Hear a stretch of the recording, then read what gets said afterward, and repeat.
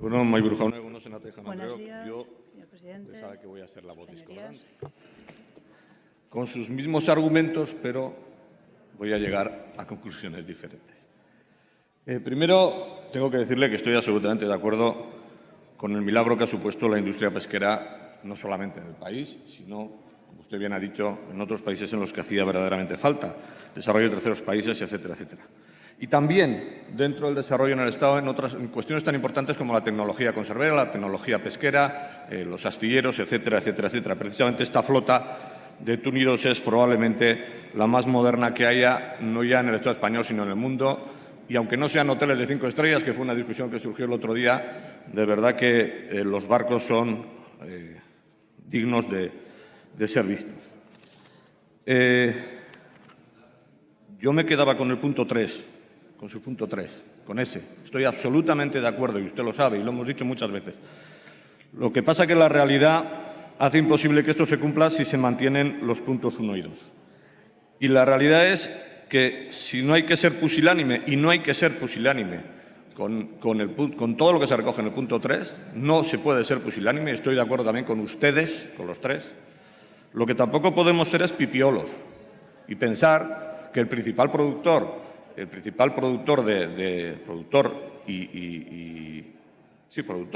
de productos derivados de la pesca en túnidos no vaya a entrar en esto que ustedes plantean en los puntos 1 y 2.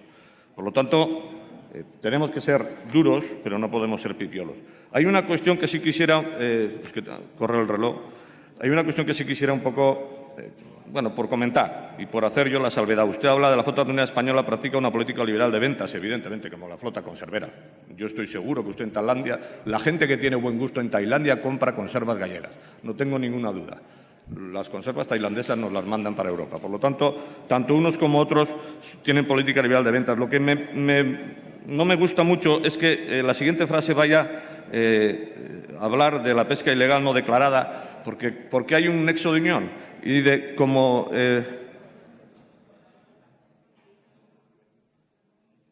vende tanto el mercado nacional como a empresas conserveras de otros países, muchos de los cuales competidores directos. Y luego, varios países de estos competidores directos hablan de pesca ilegal. Yo sé que no lo quería decir, pero yo creo que hubiera quedado mejor que le hubiera quedado un párrafo en medio y así no hubiéramos tenido ninguna duda. Vamos a hablar del tema. Materia prima. Y hablamos de materia prima.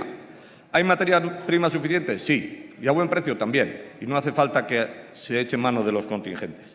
La flota española y sus asociadas, como usted comentaba antes, pescaron 566.000 toneladas, la flota francesa 100.000 y la flota de países con régimen preferencial, esencialmente latinoamericanos y africanos, unos 52.000. Total, 720.000 toneladas para los 350.000 toneladas de conserva de atún que se generan en Europa. En toda Europa, porque el contingente es para toda Europa, no solamente para España. El contingente del que se habla en el punto 1 y el punto 2. El precio del atún listado ha pasado de 1.800 euros tonelada en 2013 a 800 euros tonelada en la actualidad. 800 euros tonelada, del atún entero. En estos momentos, los frigoríficos de las empresas españolas están llenas de mercancía de altísima calidad y a ese precio. Solo los países sin régimen preferencial tienen aranceles para exportaciones a la Unión Europea. Y estos son esencialmente países de Asia, Tailandia, Vietnam, China, seguro que se me olvida alguno. Estos contingentes de los que se habla en el punto 1 y el punto número 2 vienen de esos países sin aranceles, porque el resto de los contingentes ya están sin aranceles. Por lo tanto, cuando hablamos de este contingente sin aranceles, son de esos países que no tienen ningún tipo de tratado preferencial con la Unión Europea o tienen capital español o europeo. Por lo tanto, el interés de la industria por estos contingentes no viene de que no tengan aranceles, viene del precio. Y, de hecho, si analizamos, en el 2015 se agotó el contingente en el momento en que salió, porque el precio era 3.300 euros tonelada. Pero, en cambio, en el 2012, el contingente, que encima era menor, duró hasta noviembre, porque el precio era en 4.800 euros por tonelada. Entonces, el factor de interés es el precio, no que no tenga aranceles, es el precio. Y el factor de interés es el precio porque ese precio modifica el precio del resto del atún, que sí es que no es de estos países de los que estábamos hablando, los países asiáticos, sino de los contingentes, de los cupos que hemos hablado antes de flota española, asociada, francesa y que tiene convenio. ¿Y por qué es más barato? Pues evidentemente porque tiene menor calidad, porque los costes de producción son menores, porque los orígenes son los que son y además porque son lomos, no son atunes enteros. Y al ser lomos, hay una parte de la manufacturación del lomo que no se hace aquí, que se hace en origen. Y eso hace que el producto sea más barato. Pero claro, ¿cuánto más barato? Entre un 5 y un 10%. Si la producción total de conservas de Europa es de 350.000 toneladas al año y estamos hablando de un contingente extraarancelario erga omnes de 30.000, estamos hablando de que del total de lo que se produce, suponiendo que no hubiera ninguna pérdida y todos los lomos vayan directamente a lata, es el 8%. Y solo se ahorra entre el 5 y 10% de ese 8%. Yo creo que esto, bueno, aumentará la competitividad, evidentemente, pero no creo que sea precisamente el factor que haga mantener las empresas conserveras en el Estado español ni en Europa. Esta no es la vía. Esta no es la vía. La vía es el punto 3 de su moción. La vía es el punto 3 de su moción. Para asegurar precisamente que lo hacemos bien. Yo lo dije el otro día, no lo voy a repetir porque casi no tengo tiempo. Pero según un estudio del propio sector, en un documento de ANFACO, el 85% de las conservas de atún de importación que se comercializan en el mercado comunitario no cumplen con la normativa obligatoria. Y eso es lo que tenemos que discutir. Y en eso es en lo que no hay que ser pusilánimes. Pero lo que no podemos hacer es que estas materias bajas de baja calidad, porque claro, hablamos de las conservas que vienen de esos países, que es pescado de Asia conservado en esos países. ¿Y los lomos dónde se sacan? En esas mismas conserveras, de esos mismos países, con ese mismo pescado. Y es incoherente mantener el punto 3 y permitir el punto 1, porque estamos fomentando que ese mismo pescado venga de otra manera. Y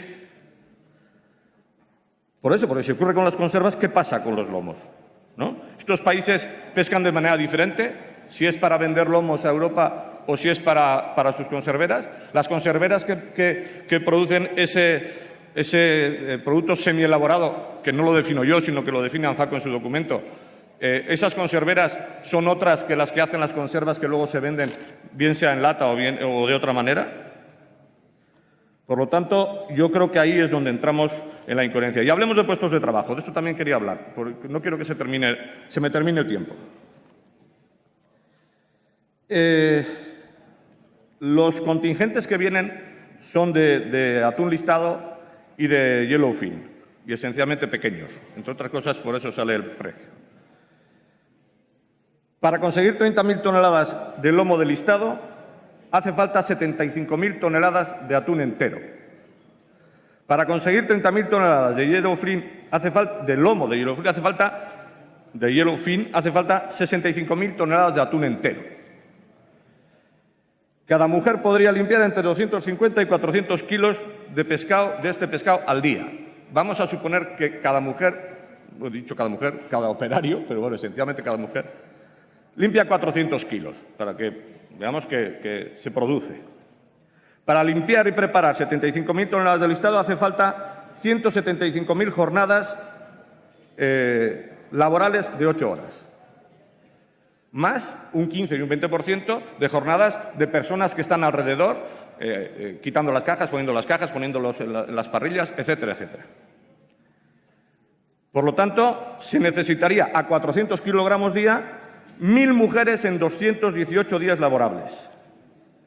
Y todas estas cifras saldrían, si se trajeran atunes enteros, saldrían en las conserveras españolas. Pero como se traen en lomos, esos puestos de trabajo se pierden si vienen lomos y no vienen enteros. Y cuanto más grande sea el contingente, más puestos se pierden. Y esto es así. Y esto no lo digo yo, que al fin y al cabo no lo he hecho nunca. Lo dicen los mismos conserveros, porque usted sabe que dentro de la misma industria hay empresas que no están de acuerdo con esto. Y aquí hay otro tema que no sé si me va a dar tiempo, y es el tema del Parlamento y de la Unión Europea. Se ha luchado para que se considere producto sensible el la conserva de atún a la hora de negociar los acuerdos de libre comercio con Tailandia.